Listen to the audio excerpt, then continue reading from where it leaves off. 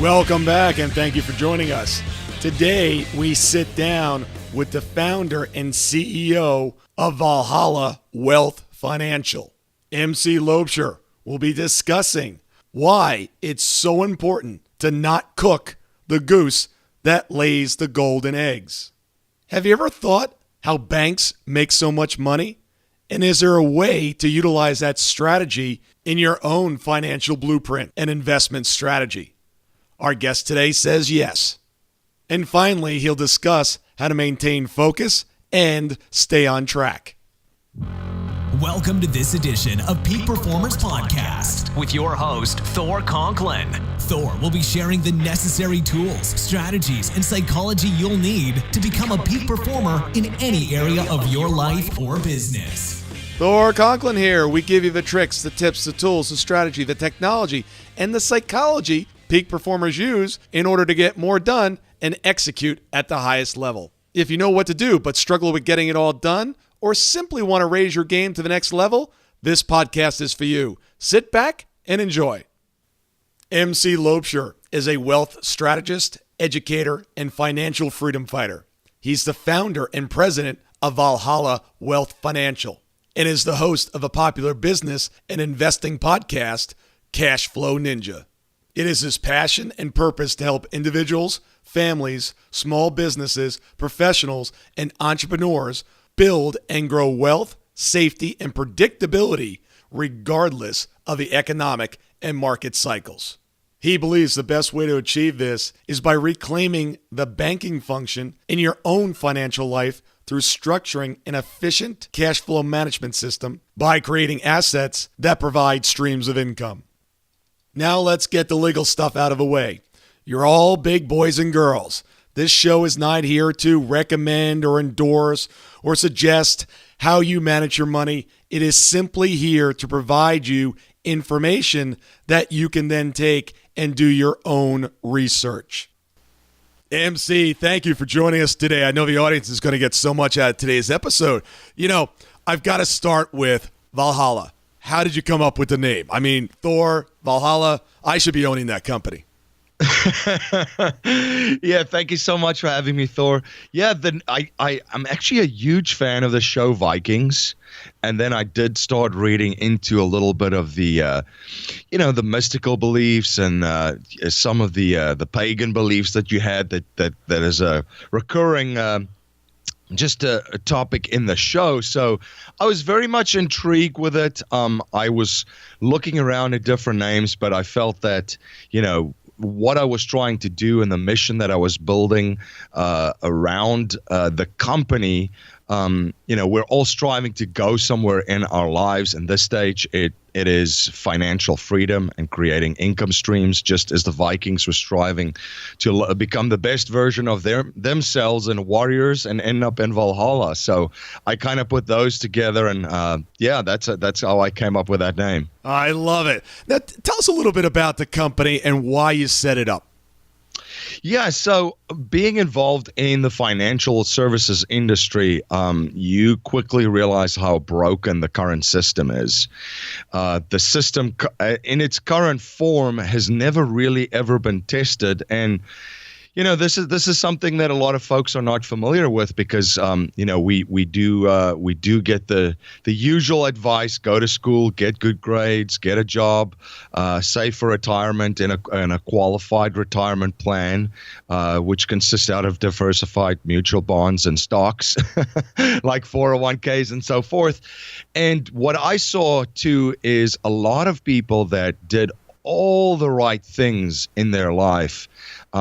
By the time it came to preparing and getting ready for that retirement that they were promised on all these glamorous commercials on the TV, it was just very, very sad that they weren't in position at all. And the main reason that I identified is because we're so focused on the accumulation model instead of the cash flow model. So we try to save as much money through our lifetime and our careers, and then when we go into retirement, we start to withdraw from it. Now, there's a lot of problems just with that model in and of itself. because of the amazing time store that we live in today, we live longer. So it's very, very hard to plan. And then there's a lot of other variables that makes that model obsolete as well. The first thing is it's tied to market risk. So we hear all the time from financial advisors that we never can time the market. We should be in for it for the long term. But if you have money in qualified retirement plans and that's your only savings vehicle for retirement, you are timing the markets because you're hoping that the markets are at an all-time high when you need to access the capital to retire. And then there's other factors too of the fees. I mean, the biggest beneficiaries of these plans is, of course, the big banks and the financial institutions. So I've never met a person personally that made $1 million from a mutual fund or a 401k or became a millionaire because of it. But I've seen a lot of financial institutions that have made billions selling these plans. So I became really passionate of trying to find a different way to plan for the life that you want. And I also have a different definition of retirement. I don't think we should retire at any point to step away from something, but I believe that we should step closer towards something that we love. So we all have something that we love. We all have goals. We all have something that we enjoy doing. You can still do that and pursue that a little bit, albeit not full time during your golden years. So I looked at the cash flow model. I looked at, instead of buying a goose and cooking that goose and then eating that goose slowly over time, we look at a way that how can we keep this goose as healthy as we possibly can by feeding him the proper nutrition and have the goose lay as many golden eggs for us as possible and have more than one goose. So the cash flow model is definitely something that I looked at.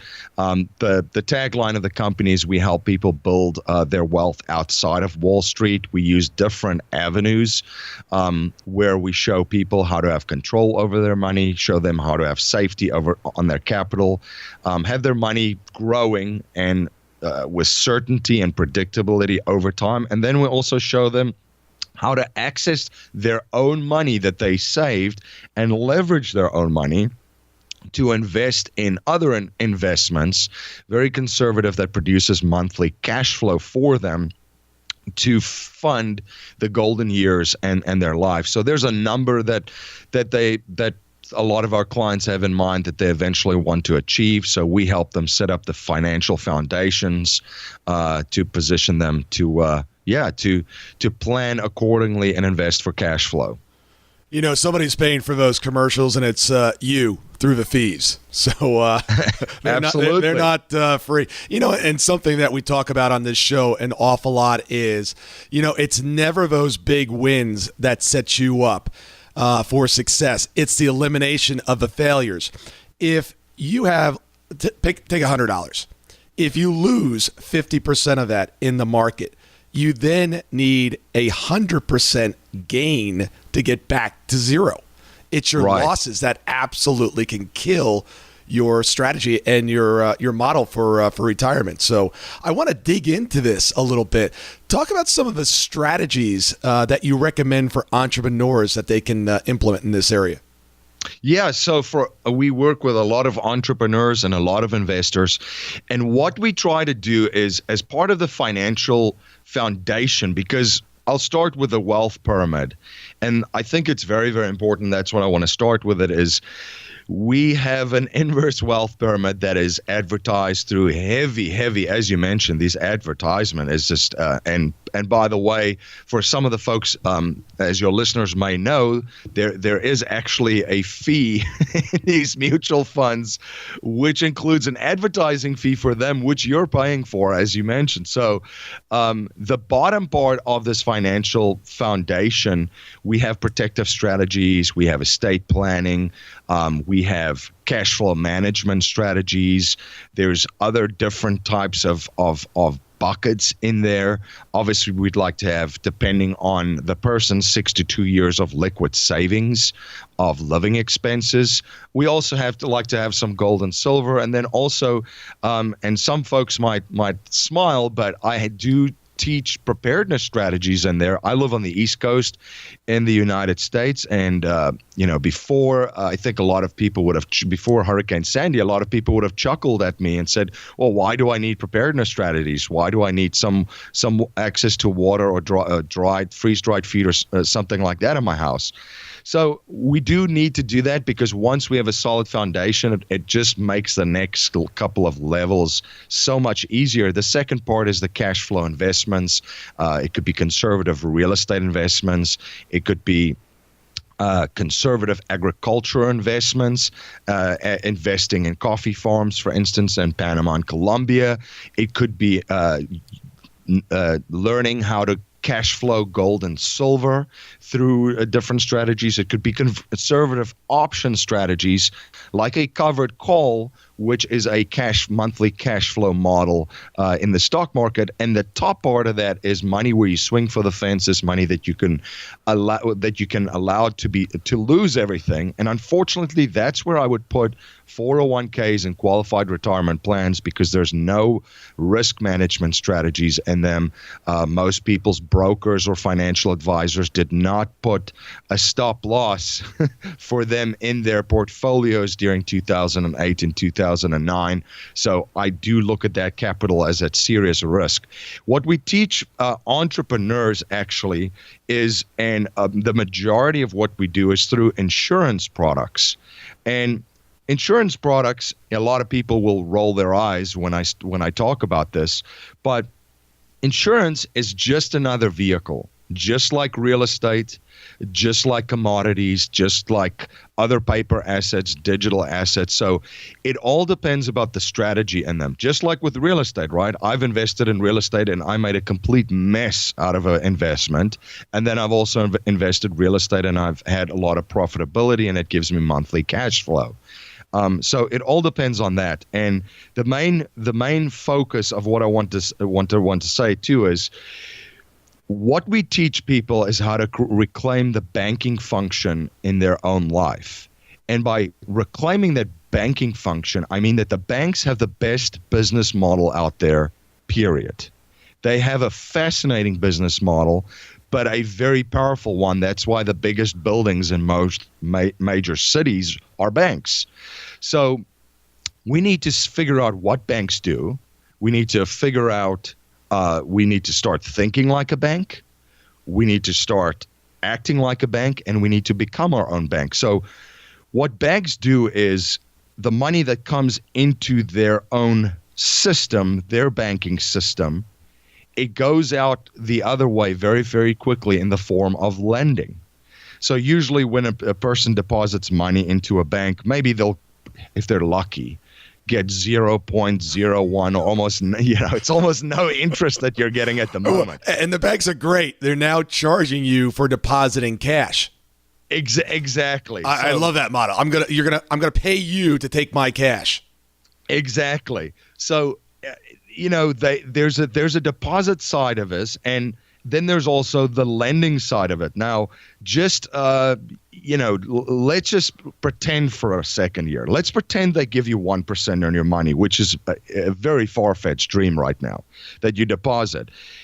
Even if they pay you 1% on the deposit, most likely on the other side, through the spreads and what they're doing, let's pretend they give someone 10% on someone gives them 10% lending the money on the other side. And most people would say it would be a 9% spread. But if you actually run the numbers on $10,000 on that, you'll see that, there's about $100 that's out of pocket there. And then on the other side, you've got $1,000 that the other people are paying in to you. So what's the difference between $1,000 and $100? Well, that's $900. So it's actually 900% what these guys are generating just from paying 1% to a depositor and receiving 10% from a lender. And they do this over and over and over. And I'm keeping this model and this explanation very simple, because we're not even talking about fractional reserve banking now, where banks only have to have a certain percentage of money, some of them, on their books as reserves. So some of them, hypothetically, for instance, can lend money out 10 times than what they have on their books. So imagine you're allowed to do that 10 times, right? Then you're going into the 9,000% profitability on those. So, but anyway, so what we do is we use a chassis of dividend-paying whole life insurance, and I'm sure I'm going to get an eye roll about this because I did too. Did the same thing initially when I first heard about this concept. But we use a mutual insurance company because they've been around since the mid-1800s. They're extremely profitable and conservatively managed with a very, very long-term outlook. And when you actually get a policy in a mutual insurance company, you become a shareholder of that company. So they're not listed on the stock exchange. They don't need to participate in any of these financial tricks that's currently going on to boost up their stock prices. These guys are very well run conservatively. They have enough money on their books to cover all of the claims and of death benefits against them, and then some. So, and you get to participate as a shareholder of that in the profitability of the company. But what makes it so powerful, first of all, the money in there is guaranteed. It grows guaranteed by a percentage every single year.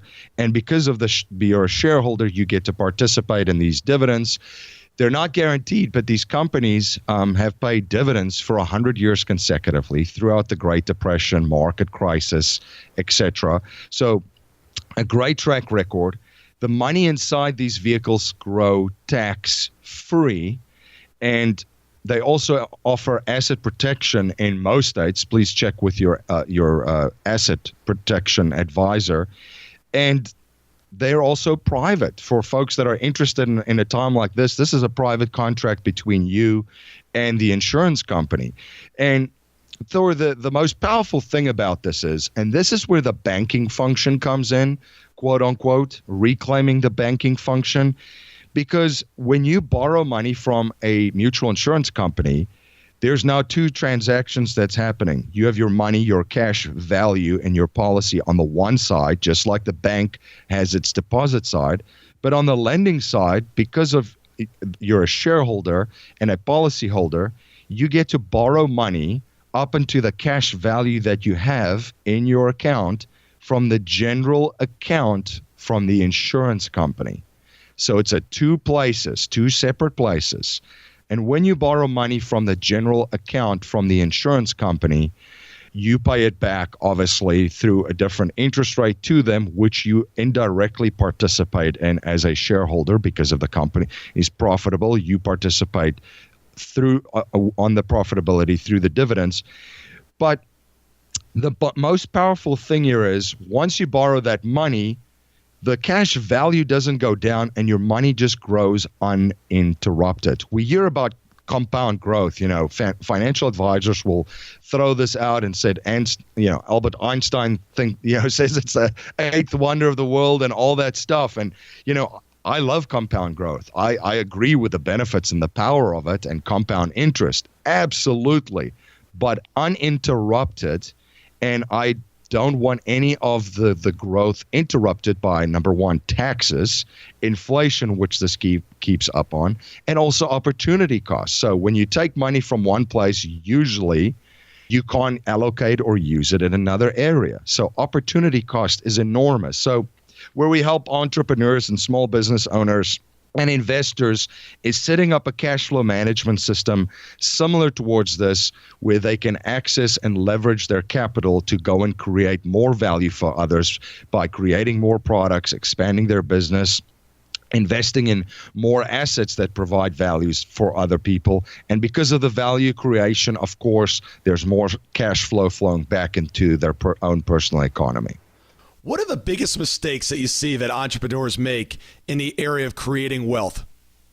I think one of the biggest mistakes is, and not just entrepreneurs, this is investors, this is small business owners, this is just families and individuals. They're very much focused today on shiny new objects and products. Very, very product focused. And Thor, successful entrepreneurs and business owners and all these titans and giants out there, they all keep saying over and over a very, very powerful word: systems. Systems and processes. And I think that is the big mistake. Is this is a system and a strategy which forms kind of the nucleus of your wealth plan, and as I mentioned, the financial foundation. And because of the insurance connotation, sometimes people see it as a product, and that's why I said this is a vehicle, just like every other vehicle. If there was any other vehicle that offers the same things, trust me, I would take a look at it too. And there are other powerful strategies out there too.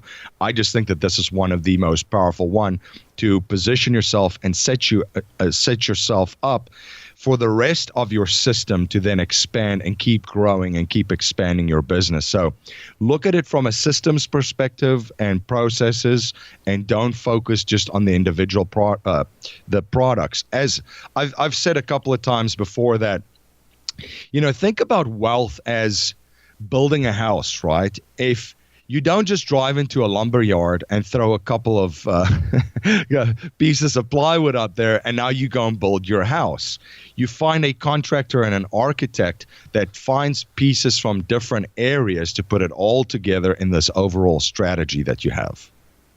Great advice. Let's talk a little bit about your podcast. You have a very successful podcast, Cashflow Ninja. Tell me about some of the lessons that you've learned from your guests.